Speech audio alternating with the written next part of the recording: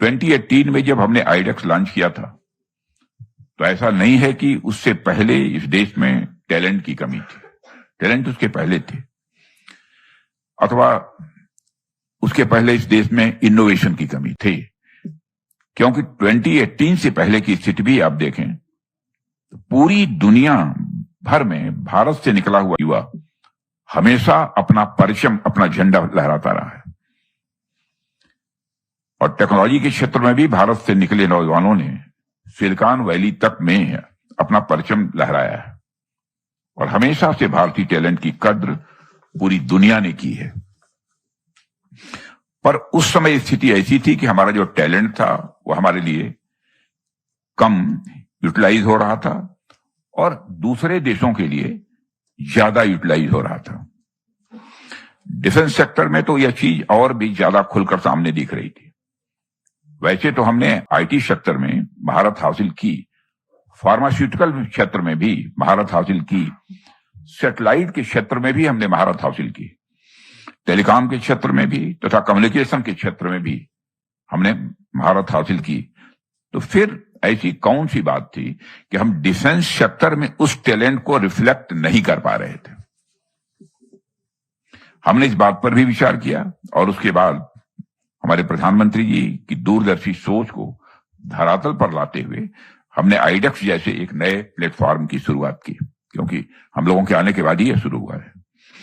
और उसके बाद से ही आप देखेंगे कि डिफेंस टेक्नोलॉजी के डेवलपमेंट में एक तरह की क्रांति का अनुभव यह देश कर पा रहा है और इसने एक ऐसा चेन रिएक्शन शुरू किया है जिसे सच्चे मायने में एक सक्सेस स्टोरी कहा जा सकता है।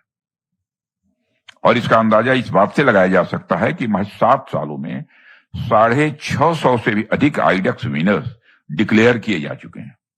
फिगर हमारी सही है लगभग, जिनसे 3000 करोड़ रुपए से भी अधिक के प्रोटोटाइप्स का प्रोक्योरमेंट इंश्योर किया जा चुका है।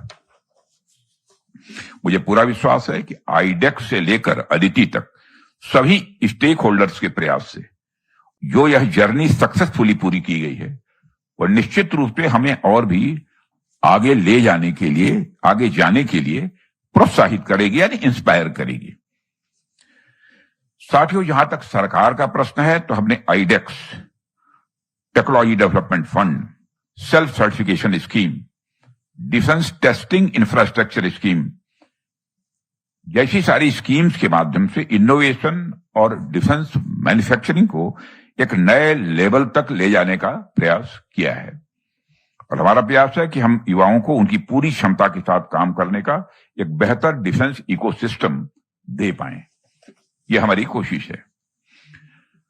और विभिन्न पॉलिसी इंटरवेंशन के द्वारा हम लगातार यह प्रयास कर रहे हैं कि हमारे जो इंटरनल प्रोसीजर्स हैं वह और ज्यादा सिंप्लीफाई हों, ट्रायल्स में और अधिक तेजी आए और जो इनोवेटर्स हैं उनको एश्योर्ड प्रोक्योरमेंट इंश्योर किया जा सके। ये तो ठीक है, इस पर तो ताली तो बजनी ही चाहिए।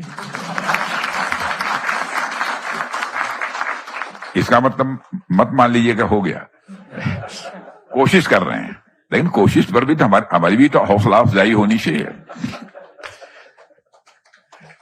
मैं समझता हूं कि इससे भी ईज ऑफ इनोवेशन में एक अच्छी खासी प्रोग्रेस होगी, मेरा विश्वास है। और इस संदर्भ में हम डिफेंस एक्विजिशन प्रोसीजर में भी कुछ बड़े सुधार लाने की कोशिश कर रहे हैं। और इसके साथ ही सरकार ने डिफेंस प्रोक्योरमेंट मैनुअल में बदलाव करते हुए डीपीएम 2025 लॉन्च किया है। और इसमें एक अभूतपूर्व कदम उठाते हुए सरकार ने 5 साल के लिए एश्योर्ड ऑर्डर्स का भी प्रोविजन किया है, जो और 5 साल के लिए एक्सटेंड किया जा सकता है। और इसी तरह आईडेक्स स्कीम में लिबरल फाइनेंशियल प्रोविजंस के साथ साथ हम आईडेक्स कॉन्ट्रैक्ट में सिंप्लीफिकेशन लाने की भी कोशिश कर रहे हैं। If you like the video, do like, comment, share and subscribe.